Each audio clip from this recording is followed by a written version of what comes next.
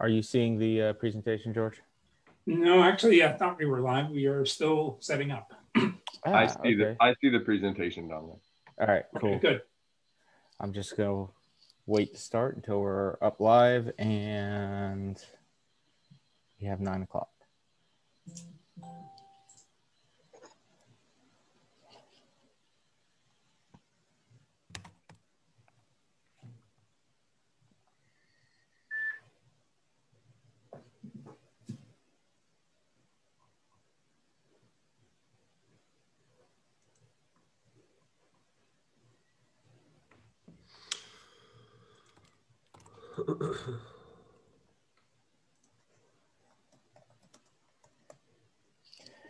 Good morning, William. How are you doing today?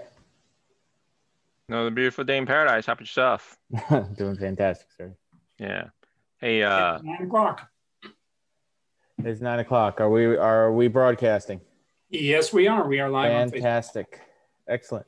Well, good morning, everybody. Welcome to the RTP chapter of 1 Million Cups. Just a second here.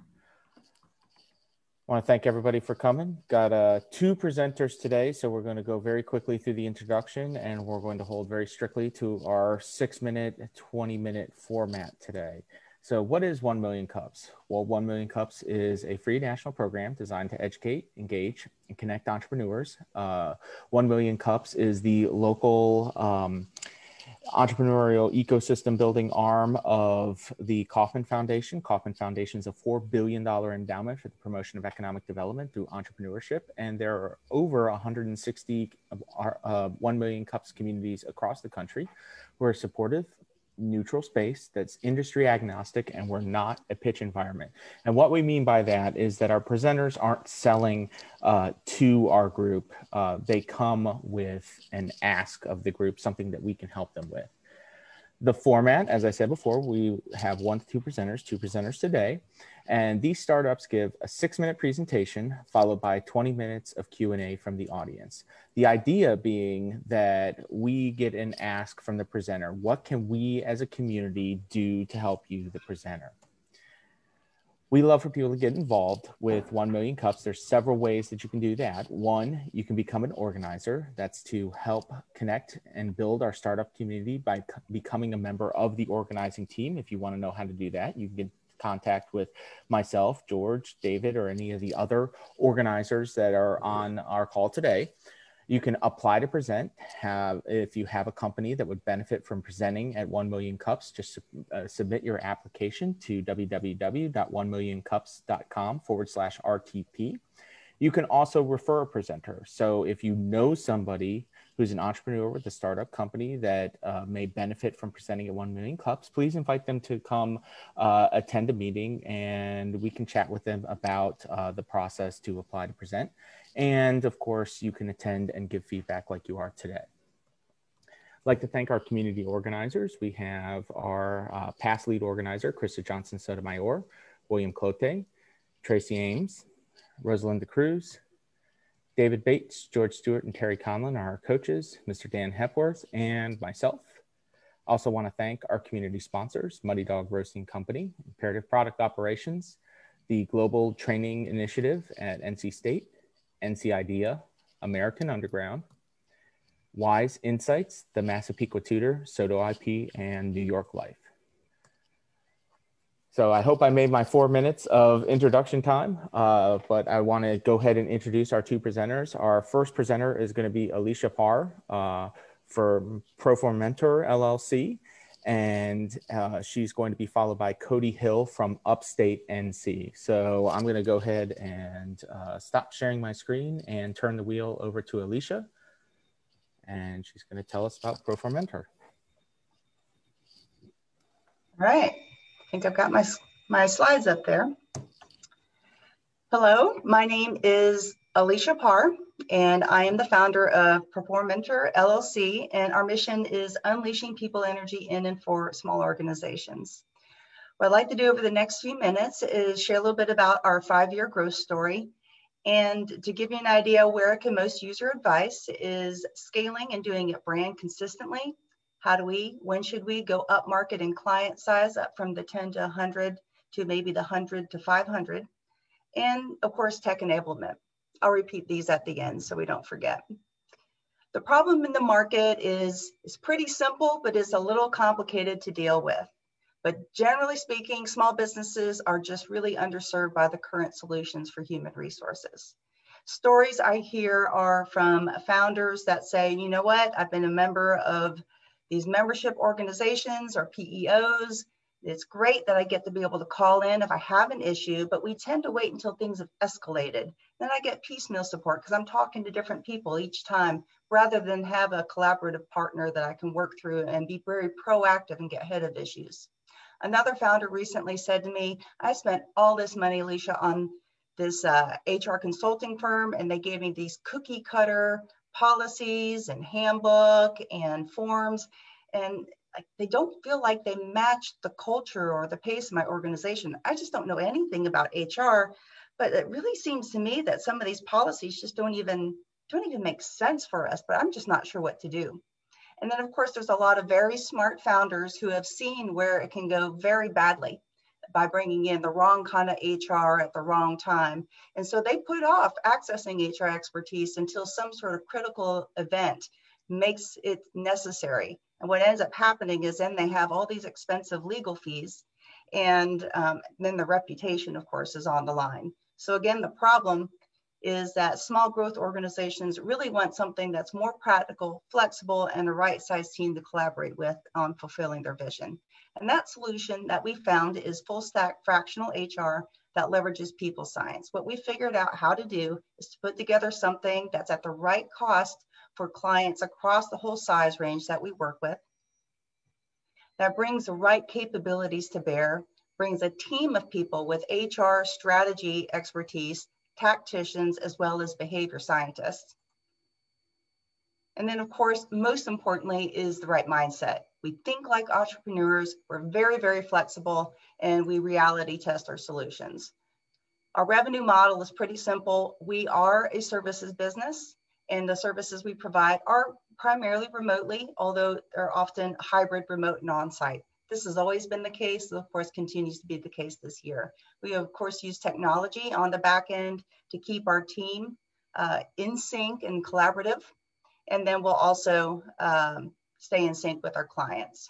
We price our services in all the usual ways that you usually see in a services business, but most commonly it's going to be an hours capped, right size retainer. And that keeps things really consistent, but we also have an hourly fee if there's any particular times that we need to go over with pre-approval. That's just the most flexible way that we found to do things. Our core customers are usually the growth-oriented organizations. They see some growth coming. They have about 10 to 100 team members. Our industries that we touch range from trades to high tech, to services, to consulting fees, to consulting businesses, as well as nonprofits. Our biggest footprint is in the regional area, so in the Raleigh-Durham arena. We have clients also statewide and a few that are fully remote, and they're all over the place. Our sales strategy is all about building and cultivating our referral network. We've learned that busy founders, busy entrepreneurs don't have time to talk to vendors and providers unless they have been recommended to them by somebody that they trust. And those folks that we work with are complimentary service providers, investors, happy customers are great with referrals, as well as we do some networking within small business friendly organizations. Sometimes we actually provide them the HR support also. Our team has been growing quite quickly from just myself to 12 or more consultants serving 20-some clients. And the pandemic, it did slow things down for a little while things were uncertain, but by the time we got to May this year, things really started to pick back up, and we are really on track to continue our growth curve, as you'll see here. Our clients span a lot of different industries. You might even recognize a few of these logos. This is a partial representation of our clientele.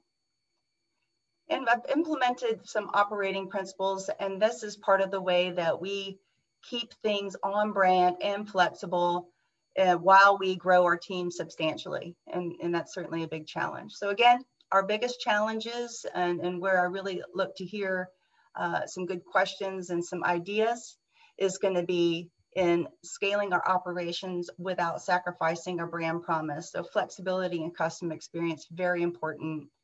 Dialing in a compelling and on-brand value proposition for the 100 to 500 space.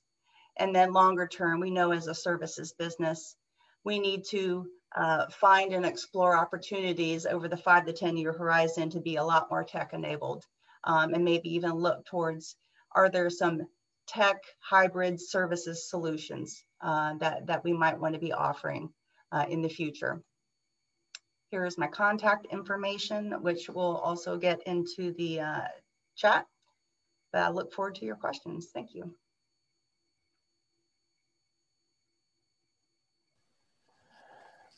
All right, thank you, Alicia.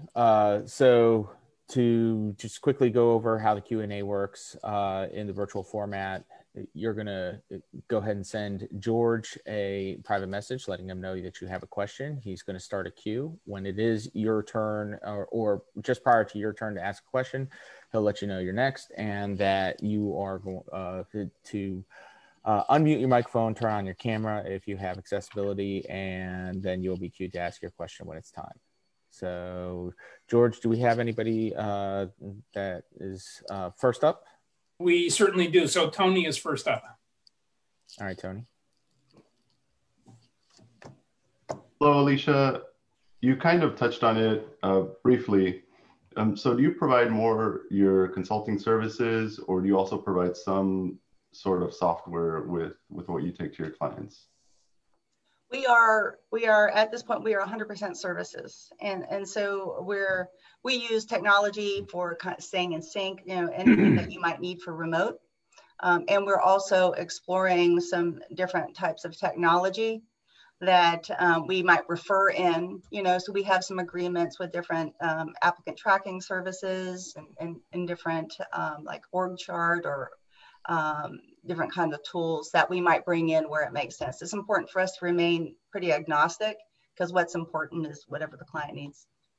Okay, great. I would love to talk to you more about that. We have a startup here in the Raleigh area that does exactly that.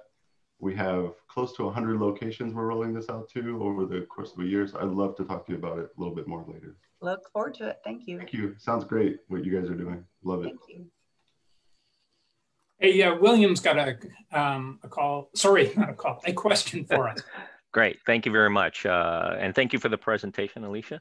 So, I mean, right now with the pandemic, all right, you know, probably the main, topic in front of a lot of small business in mind is how do they get their small or their customers back to work? So in terms of consulting work that you do, I mean, have you guys done that or have the capability to do that? Because that seems to be, you know, for the short term, probably the prime consulting that a lot of small business will need. Yeah, yeah. That definitely came up, but it has continued to come up. So since we work with so many different industries, some of them are essential businesses. So they had to figure out how not to come back to work, but how do they continue work, but with new rules, right? And we absolutely can help with that sort of thing and do. And as an interesting side note, you know, we started building a practice in food and beverage and hospitality around February. So I don't know if that was terrible timing or awesome timing. It remains to be seen. But we're starting to put together, are there packages? Are there certain things that we can do? Like we've partnered with Family Forward NC and worked with them on some sort of a package that helps different types of organizations return to work with a family-friendly orientation and a safe orientation and all that kind of thing. So yeah, definitely. Okay, great. Thank you. Thank you. Hey, Bill Warner has a question for you. Hey, Alicia. I'm curious about something. You cited your market being a certain size company, 10 to 100, I think it was. Yeah. And that sounds like a really big sweet spot. There are hundreds of millions of companies like that. Oh, right. So I'm not sure what you think your growth issue is, but if it's geographic, I think you probably have learned that doing business this way, remotely with people, greatly expands your market. So I'm curious, what is the growth issue you're facing? What's holding you up? What's holding me up? Well, as you saw by the charts, I don't know if I'm being held up. I mean, I think it's scaling the operations. It's making sure I've got a bench of vetted consultants that I'm willing to work with, making sure that I've got processes. It's like over the past, I don't know, 4.5 some years, we've gone from it's just me to me being involved in everything. And now I've got a lot of consultants that, the only time the client hears from me at this point is when I'm sending them invoices. So how do I make sure that my vision based on the feedback that I've gotten from clients as to what works is being represented faithfully as I, increase the size of the team. Well, that takes proper selection of the people that you're going to rely upon and your training of them. And you got to watch them. Yeah, right. There's no secret here. It sounds like you know what to do. It's a matter of doing it. It's a matter of doing it. So I have to take my own advice. I mean, you're an HR executive and you're struggling with this. Come on. I didn't. Well, I mean, I don't struggle. It's a challenge. It's a big challenge. It's hard. It's not easy. Yeah. Yeah. Good. Thank you, though. Hey, thanks, Bill. Dominic has one for you. Yeah. Hi, Alicia. So I wanted to talk to you about your company model, and it as it is just and you're 100% services now. Your scaling seems to be only limited by your ability to, like you said, have the number of consultants needed to handle the workflow, but also your ability to engage in the client acquisition process. And everything that you're talking about right now is 100% referral based.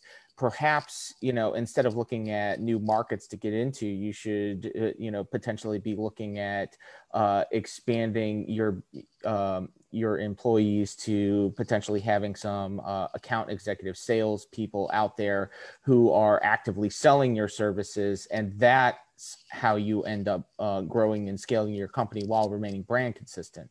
Does that make sense? Totally. And that's definitely have explored that, want to continue how to build, because we've implemented even a CRM, even spreadsheets were no longer a viable option. Right. I've got a few consultants that have been with me some of the longest time, and they're pretty involved and somewhat involved in business development. But I realized, some of my best people when it comes to consulting just aren't salespeople. And so that's why I started working with Molly, for several months now. And so she's fractional business development, and thankfully she's really, really great at it. So, right. Well, your top consultants aren't, they're going to be HR professionals. They're not going to be salespeople. So you need those people who understand the sales process, the business process, and have the connections to the decision makers that you're looking to get in touch with. And that's ultimately going to be the way that you scale quickest in your particular model, because you don't have a technology that's just, out there that's replicable. You have a service and you need to sell that, period. Right. Right. Totally. 100%. Yep. Hey, thanks, Dominic. Yep. Amanda has a follow-up on a previous one, perhaps a humorous follow-up. I thought I made a comment that everybody might be able to see, but Alicia, your comment saying, take my own advice, you know exactly what to do. It's just harder to apply it sometimes to yourself for a growing business. Thank you, Amanda. Amanda's a colleague. Yeah. Anyways, I really enjoyed the presentation. You knocked it out of the park. Thank you. Thank you. So hey, thanks, Amanda. No need to be shy. And that goes for everyone. Don't be shy. There are more than 30 people on this meeting. And if you've got a comment in the text, I'm George Stewart. I've got host beside my name. Send me a note in the chat and tell me that you have a question, and we'll pop you up, a question or a comment. So next up is Dave Bates. Dave is an executive coach, and he usually has a suggestion along with a comment. Hey, Alicia. Good to see you again. So a couple of things. First of all, your consultants are actually salespeople. Whether they're card carrying openers or not, that's a different question. But the ability to grow an organization by growing existing accounts is sort of crucial skill to develop in your consultants. So if you see that there's a challenge there, it might be an area of opportunity to help educate your existing consultants in how to do that effectively. The other thing kind of goes back to something that Bill was saying. I think a lot of times we look up market for new opportunity, and there is opportunity there. But if one of the things that you really prize is your nimbleness and your niche ability to be responsive, the further up market you go, the harder that's going to be for you. So getting clear on what are the psychographics of your ideal customer, right? You talk about behavioral and scientific and stuff like that. There's the demographics and there's the psychographics. And if you can find those that match up really, really well, the other piece of growth is making sure that your delivery capacity is matched to your pipeline. So if you have the right people and you have a big backlog of people, then you can go out and collect more clients. So a couple of recommendations that I would have for you is, one, look at your ongoing account management and internal growth capability of your existing consultants, as well as figuring out what your staffing pipeline looks like relative to what your sales pipeline looks like. So we keep those in match, figure out a way to keep track of those. Really great advice. And I think in particular, the part that, all of it sounds great. The part that really struck me is, what more can we do to help people who might not feel like they're salespeople feel equipped to, at least start the conversation. Thank you for that, David. We've got another one from Dominic. He's got a follow-up, but before that, just a reminder, one of the things that Alicia asked for was help with tech enablement.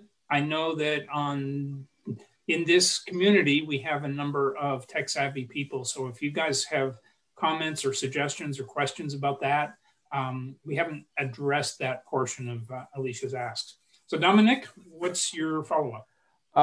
Yeah, so I have a different follow-up, but I'll real quick suggest that there's some CRMs that have some of that psychographic analysis that David was talking about tied into that, and you may want to check into which would be best for determining and like analyzing your business intelligence to figure out what exactly your ideal client profile looks like, and then being able to follow that. So as far as the tech goes, we can take that offline. I do have some suggestions for that. On the other hand, I have a question about your you wanting to go to that 100 to 500 employee company. And now I know several people that are in very similar business model to you, the fractional HR, and they identify their target market as less than 100, because by the time you get to 100 employees, companies typically hiring their own HR directors and things like that. So can you identify a product or service specifically for those companies that hit that 100 to 500 person level? And do you have the consultants, the people able to deliver on that product for you? Yeah, so the second part of the question is, we definitely have the people that can deliver, so the people that can deliver in the 10 to 100 space are definitely the kind of people that will be able to deliver, especially, the fact that we bring in behavior scientists as well as HR people, and that gives us sort of something that even the 100 to 500 companies that have an internal HR person may not have, because since thus far, that's been, the big challenge. I thought, well, I might aim for the 10 to 100 to 500, but, having an internal HR person has proved to be a barrier, and it's just not been one that's been worth fighting with. Yeah, maybe it's an idea of modifying the sales pitch, that instead of being the HR department, you become the full back office support for that HR director themselves, because they're probably stretched thin. They don't have time to think about all the things you have to think about. And then, instead of coming in and being competition to them, you're actually actively supporting them as opposed to being somebody who's working against them. I love in it. their mind. Yeah. I love that. I love it. And I definitely want to figure out how to pull that off. Gotcha. Yeah. Hey, thanks, Dominic. Alicia, that's all the questions and suggestions that we have right now. But for everyone in the meeting, Alicia's going to stick around after we're done, and we're going to have an informal chat by the coffee pot. So both Alicia and Cody are going to be at their respective coffee pots for questions, follow-ups, introductions, and whatnot. So with no further ado, let's jump over to UpstateNC with Cody. You're muted. Right. Can everybody hear me? Great. Let me share the screen here. Okay, well, my name is Cody here. My name is Cody Hill, excuse me. I'm joined by the founder of UpstateNC, Kelly Garvey. Hey, everyone. And we are, can everyone see the first slide here? Great. Yes, we can. Okay. So we are UpstateNC, and we are here to talk with you about everyone's favorite subject of the day, very topical, politics. So up front, we wanted to go over our asks for today before we get into it. So our asks for today are, if there are any connections to North Carolina specific nonprofits, lobbyists, state or trade associations, or universities that you think this might be interesting for, any advice on marketing or sales strategy, any feedback on branding of the company to appeal to the general public, and then any thoughts on future product ideas. Would love to chat about any of that during the questions or in the breakout room later. And here's our emails below. So upstate North Carolina, our mission is we are building software to bring efficiency, transparency, and smart data solutions to the business of state government. And we're doing this in North Carolina. So if you think of the North Carolina General Assembly in Raleigh, that the new session is starting this upcoming January, and we are here to help people. So what do we do? I'll get into that. So state policy tracking and advocacy for lobbyists, government affairs, nonprofits, and also politically engaged members of the public specific to North Carolina. So the business problem here is that state policy touches nearly every industry, but it's really difficult to access. And there's a lot of reasons for that. So insider baseball, terminology process, the legalese, legislation moves very quickly once it gets into the General Assembly. Thousands of bills each year get proposed, and it's very hard to track what's going on with each of them. And then also the meaning of different bills and the implications isn't always explicitly clear to those of us that do not have advanced law degrees. So our solution is upstate North Carolina. So what we currently have is Kelly built two phenomenal platforms, a legislation tracker that updates you on what's going on with different bills that you care about. It updates you every 10 minutes, and I'll get into that more in a sec. And then we have an advocacy platform where you are able to connect your supporters and connect them to the correct legislators so that you can advocate for the issues and bills that you care about. We also have some future solutions that I'll get into in a moment as well that we'd love to get your feedback on. So the competition in this space, there's kind of two different layers here. There's the national competitors. And a lot of times they are more premium services like the LexisNexuses of the world, Quorum, Fiscal Note. They have a lot of different features. And a lot of times they focus more on the federal government. And then our focus is just on North Carolina right now. So, and then the state competitors, They may have a slightly better product market fit than national, but they're often outdated, very old. This picture on the bottom right here is actually some of the technology that one of the top competitors in North Carolina uses. So oftentimes very outdated. And so we are very interested in kind of ramping up the technology that touches state government. And we've built some pretty great products to do that so far. So the legislation tracker, here's a quick shot of it. This is the My Bills page, and it allows you to easily track, categorize, and analyze all the bills that you care about.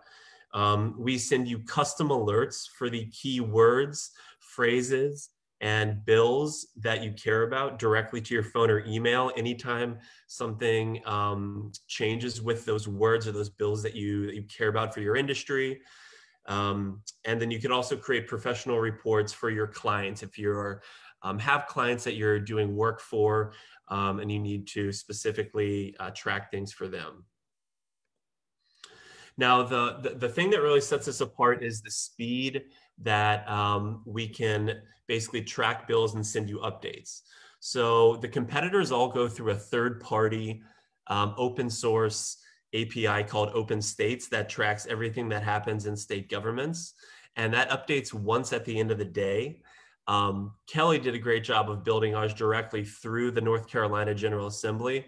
So we're actually able to update anything that happens in the North Carolina General Assembly every 10 minutes. So a lot of times bills will get proposed in the morning, get amended, and then voted upon later that day. And entire, frankly, industries can change without a lot of people being aware unless they're sitting and watching committee meetings, and most people don't have time to do that. The second part is our advocacy campaigns here. And what this allows you to do is create campaigns to activate your supporters. You can choose which legislators or which bills you want to target the campaigns at. And it allows you to send this to your supporters so they can send emails directly to different members of the legislation to kind of apply pressure when you need to around your key issues. Now, we do have a couple future ideas we'd love to get feedback on. One thing is we've heard a lot of being able to compare the actual changes in bills and what words change, like what actually changed and how can you highlight that. So we're working on that. Also advanced analytics on legislators and their voting habits. How can we be smart about analyzing that data? Also thinking about language processing to quickly understand bill meaning, which is a tough problem to get to. And then we're also very interested in helping raise public engagement through this platform where people are staying on top of issues and bills that they care about. Cody, can you wrap up, please? Yeah, sorry. Our business model here, subscription-based or pricing here, we have our 3 segments: lobbyists, associations, and nonprofits. And some testimonials. Here's our team. And here we are at the end here. So these are our asks for you today. Would love any thoughts on these areas here. There's our emails too if you want to reach out. But yeah, we're open to any questions or lines of conversation. Thanks, Cody. So if you do have questions for Cody, which I presume some of you will, or suggestions, please send me a text in the chat window. We're going to start off with Tony. Hey, Cody, it sounds very interesting what y'all doing. But my one question would be, who's your target audience? I really didn't perceive that very well. If it's North Carolina in general, I think what would be greatly beneficial would be maybe a narrowed scope for some sector of people. Like, for example, I like what you're doing, but I don't even know how I would go about. I don't really know that much about politics or what bill I would be interested in. And for some reason, the screen share didn't work for me, but I'm assuming you have almost like a search where you can type something in and maybe it would be interesting to me or not, but I don't really even know what to search for. So one thing that I would be interested in is this is how it would impact small businesses in North Carolina. Here's your list of what you need to know, or specifically small businesses that are in tech or small businesses that are in some type of sector. Whittling it down to a list of 5 things that are the most important for me in a given month, I would definitely be interested in some kind of digest like that. to where I don't really know anybody who knows this kind of stuff. So your solution would be like, well, you don't have to know anybody. Here's your short list of things you need to know and keep track of or be on top of it. But again, it sounds very interesting what you're doing, and love to see it, you know, continue to grow. Yeah, so this is a tool that's really aimed at like state associations, nonprofits, and lobbyists. They use a lot of tools kind of in this area because they have to stay on top of bills and when they're changing and what that's going to mean for their business. So this is kind of a tool to help empower them. Kind of that the other side is we would love to basically have better engaged, politically engaged citizens who are interested in like looking into issues and having this be a platform for the public as well. So those are kind of like the two sides that we're looking at. But we're kind of more focused on the business side right now for the associations and nonprofits. Hey, thanks, Tony. William's got a question. Yeah, thank you for the presentation. So obviously, my question is pretty straightforward. In terms of, you know, you've got your branding in North Carolina, but given what you've built, you know, can you scale it to other states, or you just vision from a strategic vision standpoint, just going to stay in North Carolina? I mean, from the technical side, it's not as simple as some of the like national groups. Like we were saying, they use this third-party API. So that's basically how they scale. And it leaves like this huge feature gap because, like, for example, in a lot of these state legislatures, something will be introduced in the morning and voted on at 3 p.m. And so if you are working in a state legislative environment, like that's basically not acceptable. Like you have to have something that's really fast, which means that you do have to build, it's a little bit more technical than just like, you know, expanding your marketing, for example. But it's definitely possible. And I think that one of the things I want to do is just like get it really right in one state before we start building out some of those. Yeah, to the other state. I mean, the main thing is that as long as the state has the, you know, the you know, open source curated information for that state as opposed to third party, right? So as long as the state has that infrastructure, then that's easy enough for you to build that connection. Right. Yeah, definitely. And that is in every state, but you know, it has to kind of be custom built. Okay. Yeah. But the goal is to do it really well in North Carolina and then eventually start moving to different states. Yeah. Right. In which case you got to change your branding. Yeah. we can take off PNC and add, you know, whatever we need to. Hey, thanks, William. Great question. Michelle is up next. Hello, everyone. Along the lines of what William was just talking about, my concern is, and I've worked with a national nonprofit where I kind of feel like maybe the pool of applicants or pool of clients may be limited. So the pricing slide went by really fast, so I didn't get to look at the pricing. But what size of an organization are you targeting? Because I'm imagining, you know, they have a team of lawyers or they have some kind of infrastructure where we're making them follow these bills is meaning that they're somehow engaging with the legislature and with trying to change things or with trying to advocate. So I would imagine the organization has to be on the larger side, because I'm not thinking that you're targeting smaller nonprofits. So does that limit your client pool? Yeah, I think that's a really good question. And I think that's actually one of the trickier parts of actually trying to build something for this particular segment, which is one where, especially at the state level, they're way underfunded. They're much, you know, they're usually smaller. And so it kind of depends. There are organizations that will they will do both. They will have a national tracker that they're spending $10,000 a year on, and then they will also buy the state product as well because they need the speed. But how we try to approach it is, you know, we built this so that people have access to this information. So I've worked with nonprofits on like a really low price, which, you know, I think we're trying to figure that out. And I would say though that our prices are much lower than national nonprofits are at, like, your national organizations are like 10,000. They start at 10,000. Our highest is almost 2,000. So it's significantly less, but you know, it does, we are trying to figure out that piece for sure, I would say. Okay. So yeah, that's if anyone has advice on that. So, you know, and I think we're trying to grow, you know, our product base so that we don't have to, like, you know, we have bigger margins basically. Thanks, Kelly. Thank you, Michelle. Really appreciate it. Brett's got a question. Yeah, that was a pretty cool tool.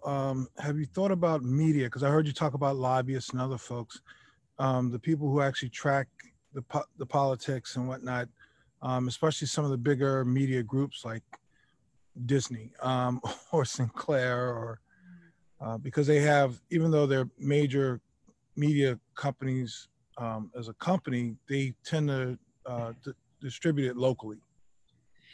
Yeah, that's a really good question about that. So our biggest state competitor is the media company because they really built this for a lot of their journalism, and they haven't updated it in 20 years. So that's News and Observer actually owns another tracking software that they sell, but it has not been updated in a really long time. But I hadn't thought about that, and I don't know if you have thoughts on that, Cody, but about, you know, like folks like Disney or Sinclair or something. I mean, I know that, you know, the news media definitely tracks this stuff, but yeah, that's definitely a really interesting segment to look into.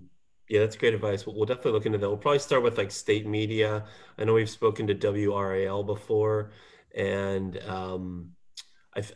yeah, we'll add that to the pipeline. Thanks for the tip. Yeah, and you may want to look into the Radio Television News Directors Association. Okay. Because the Radio Television News Director Association of the Carolinas, because they cover North and South Carolina. Okay. All right. That's, yes. Yeah, we work with a lot of different associations who need to be on top of it. Hey, Cindy's got a suggestion here. I was thinking that. Cindy? Oh, y'all hear me? Cindy. Y'all can't hear me? No, now we can. Okay, sorry y'all, my voice is rough today too. It's been a technical morning. I just posted it in the chat too that I own a branding company. We do branding and marketing, and I'm not going to even touch on that just because I haven't looked at yours yet to see what's going on. But my suggestion is, because one of my clients is one of the local home builders association. Mm-hmm. They are very involved in keeping up with this. And so my first suggestion would be to contact the NCHBA and then look at your local county and like town affiliates like that. Okay, thank you. NCHBA. Yeah, North Carolina Home Builders Association. So they're really huge into government and following and legislation. And I have met every possible congressman and senator that can come through my area because of them. So great, good to know. Yeah. Hey, thank you, Cindy. Molly is up next. Yeah, I was just wondering if you all are doing anything with the NC Center for Nonprofits here. There are many nonprofits that are members of that organization, and they do actually also employ, I also put it in the chat, a guy, David Heinen, who is their VP of Public Policy and Advocacy, and which is also beginning to think, kind of springboarding off the previous comments, the chambers of commerces across the state. Mm-hmm. Yeah, I do. I mean, I know of NC Center for Nonprofits, but I, you know, haven't reached out to them in a long time. So I would definitely do that. They also have, you know, a yearly conference. I don't also know what your current sales and marketing strategies are, and if you are attending all of these associations, most of them probably have annual events. Yeah, I really hadn't thought of that. So thank you. Yeah, we have a big list of associations that we are emailing, but we really haven't like focused in on specific ones that we should, you know. Yeah. Yeah, especially if they have events that maybe we could. Yeah. Hey, Molly, do you know anyone there that they can contact? At the NC Center? Yeah. Yeah, I put it in the chat, and Cody probably already read it. David Heinen is their VP for Public Policy and Advocacy. Okay, I do. I think I know someone who knows David. So, great. Thanks so much. Great. So our other presenter has a question for you, Alicia. Hi there. I am not really into political discourse very much, but I do know that there is a proliferation of commentators of various following sizes on YouTube and other social media probably. I imagine that there are some that are really aligned with what you're trying to do, but might have smaller followings. And you can probably break through and, and get their attention a little bit easier than you can some of these larger groups. So just a thought. Yeah, I do watch a lot of that content on like YouTube and podcasting. I've actually contacted a couple. I'm gonna be doing a podcast, and I recorded one last night actually, and then there's a couple others I'm reaching out to. So there's a lot of people who are interested in making technology better for the government because everyone knows that it's terrible. So this is all working towards that end. Great. And I saw that Dominic said in the chat too, licensing to News and Observer. I'm curious if anyone has advice on, I mean, that's definitely has crossed our minds that, they have an old outdated system, but curious if anyone has thoughts on like how you broach those sorts of conversations with, bigger organizations. Well, first you have to have the IP protection on your system, and then just start a sales conversation. Obviously, you would have to get to the right person, develop the relationships with the organization, and find the right person who's the decision maker on that, and show them the difference between your technology and their technology. Yeah. And make a fair offer. Yeah. Mm-hmm. And Michelle's got a follow-up. Yeah, hi. I have actually a few things. The first is in terms of your target audience. Right now, what you were saying during your presentation, organizations such as Center for Responsible Lending came up in my head, right? Mm-hmm. Because they are, they have a team of lawyers. They are dealing with this on a daily basis. This is what they do. Mm-hmm. So, and they're under self-help. So, that is a prime target for what you're talking about. And there's similar organizations on both sides of the spectrum. And so looking at those, but also in terms of your pricing, it sounds like your pricing is low. And yeah, your pricing is low. You're really trying to get people to value what you do, and also, have a price point. And I'm not sure if you want to do, I'm not sure where you are in the testing phase, but it could be structured pricing depending on the level of the organization. But an organization like that, you want to charge them some money because you're specific to North Carolina. You're probably able to better service them than these other national organizations. So you want to look at your pricing a little bit more and see, you should raise it. And it could be structured where, they're on the higher spectrum, and then you have low, other nonprofits on the lower spectrum. So that is something you definitely should be looking at. I forgot the other one, but those two things, your target and, doing pricing structure and see, and like I said, I don't know if you're still in kind of a beta phase or if it's full out, you're done. But you should definitely look about raising your pricing. That's all I have to say. Yeah. If I remember the other one, I'll say it later. I do think our pricing is low. And I think, one of the reasons we did it that way is because we're competing with people who are already here. But I would say, I've been doing the testing for a while, and I feel like we've really nailed down at least some of the really essential features. There's some new things that, no one's doing that we're exploring, but I feel like it's a balance of trying to keep the pricing low so that it's accessible and competitive, but, obviously not too low that people undervalue it. Right, and so that's why, testing out your pricing and testing out your market. Right now, that's the concentration. Like, if you have a limited audience, you have to raise your prices.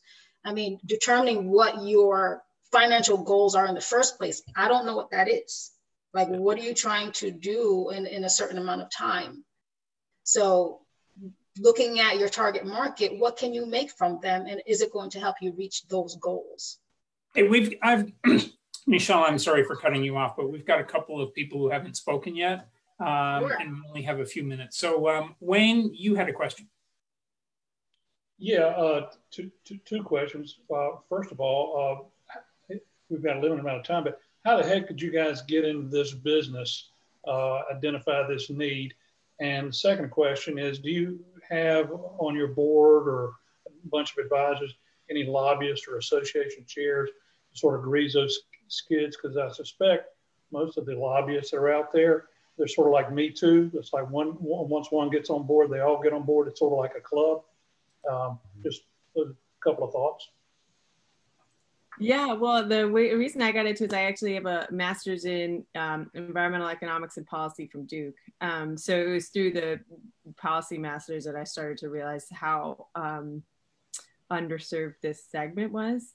And we don't have necessarily lobbyists or nonprofits on our board, but we have really strong relationships with some of our early customers that, you know, we talk to on a very regular basis about product development and things like that. But we don't have an official board. So we should probably have that. Yeah. Hey, Brett's got a follow up. Yeah, quick. Well, first of all, the News and Observer, that going back to that point, they're having a big transition. Their leader has resigned, so they're getting a new leader after the election. So yeah, so I mean, but we can talk about that part offline. And you kind of actually touched on the point I wanted to make, or the suggestion. I graduated from the Sanford School back when Sanford was still there. So I was thinking in terms of to get some traction for future is partnering with like a Sanford School or UNC School of Government or one of the other universities. So you have a user base that knows how to use it. And they're coming in saying, hey, we want to have this tool to wherever they get to their job. So it's more like that's more marketing and development to build your user base. That's exactly the model that SAS Institute used. Mm-hmm. Exactly. I used that a long time ago when I was in grad school. They used it in universities, and then when they got into private practice, they had to have it. That's right. People use what they know. We've got time for two more. So Dave Bates has a question and suggestion.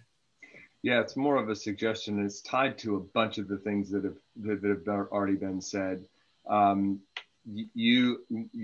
of your requests to the community was about your marketing and that kind of thing. And Cindy's right about, like, it's tough to get into that right now, but there's one really important thing that I noticed in your presentation that's going to affect everything else, which is your ability to convince nonprofits that they should become clients. It's going to influence whether or not you can price yourself at a different place than the race to the commoditized bottom. And that is the positioning around the benefits that you provide. You guys presented a solution that was 100% feature-based, which is fantastic, except it's not how people buy. Mm-hmm. And so if you want to convince somebody that you have a better thing that is going to serve them in better ways, they don't buy benefits. And so if you can figure out how to clearly articulate the solution that you provide to them, to the pain point that they have, then when you go and talk to them, whether it's the News and Observer or whether it's a lobbyist or whether it's a policy group, and you say, I can solve this problem for you. It's their problem, not the problem that you've identified that you want to solve. Ideally, they're the same, but if you position yourself that way, now you're talking about a different value proposition to them, and that's kind of one of the things that makes everything else easier. So I'd recommend that you spend some time figuring out how do you interpolate your feature-based presentation into a benefits-based one. Mm-hmm, mm-hmm. Thank you for that feedback. Yeah, that's okay. And one last question. Bill has the final question. Okay. Now look, David just stole all my thunder. I think you got great advice from him. And I would advise you, just to add maybe some value to what David said, is stand up, be proud, understand the needs of these people, and price accordingly. Mm-hmm. Your fundamental value proposition is you're fulfilling a need for these constituents. You have multiple. Relate to what they are in everything you say. And if you're looking around to see who else is pricing the similar services and you find that you're serving this need just as well, hopefully better than them, get your price up to where it probably should be. Don't be scared of this at all. If you know, people are going to look at your price, and if it's really low, they're going to start wondering, well, what's wrong with them? Right. You don't want that happening to you. Right. Makes a lot of sense. All right. Well, that's all the time we have for Q&A. If you want to continue the conversation with Cody and Kelly, or with Alicia and Molly, we're going to do some breakout rooms for open conversation with both our presenters today, immediately following community announcements, which we're doing right now. If you have something that you'd like to announce to the community, please send me a message. Let me know. I'll put you in the queue, and you can go ahead and announce whether you have an event or a new community resource that you'd like to announce, or anything of the sort. So I'll go ahead with a brief community announcement. I would like to thank very much Mr. David Bates for his service as an organizer to the RTP chapter of 1 Million Cups. He's going to be stepping away from his role as an organizer at the end of this month, so this will be his last meeting as an organizer. He'll still be here as a participant in the community, so we'll still get the benefit of his thoughtful questions and comments, but unfortunately we will miss him very, very much on the organizing team. So David, thank you. I can't thank you enough, man. I appreciate it. And also, if anybody else would like to step up and become an organizer, please get in touch with myself or George, and we'd be glad to share with you how you can help with the organization, help find presenters, help make these meetings possible. So just go ahead and connect with us. Do we have anybody else? Okay, Mark Dixon, go ahead and unmute. You've got something? Hey there, good morning. I just want to plug from the Alston Ridge Parent Teacher Association. I've created, I think I touched on this last week, a series of innovation interviews that I can share with the students and maybe propagate that to other schools. So presented that to the board last night, and they seem to be receptive. And also I might include having some students hold these interviews. So I am seeking interesting technologies like the ones we saw today, and just like a 5-minute interview in simple terms. And so if I reach out to you, I think just so that you know who I am, I'm seeking interesting things happening in the area. So that's all I have. Excellent. Brett, you usually have something you like to announce. You got something going on this week at the Blue Note? Tonight, the Wednesday night open mic is available at the Blue Note. So, we're trying to get a running start on our 25th year. So please come out and join us. It's 7 to 9. A lot of social distancing, plus outside available and patio. And it's always a lot of fun. So come on out and hang out with us. Excellent. I have another announcement of an event, Rockstar Connect evening open virtual networking event starts at 7 o'clock tomorrow evening. I'm gonna, let's see, let me post the link in the chat there. If you would like to participate, that's a great way to meet other business owners and professionals and expand your business network in the Triangle and across North Carolina. I know, Alicia, you're talking earlier about how to expand your networking and grow your business. These are the types of events that can do that for you. So, you know, I'd love to have you there, and have anybody else that would like to connect and meet some great new people in the business community in the Triangle and across the state. Any other announcements, any successes that you've had from business this week or otherwise? If not, then we're going to go ahead and wrap this up.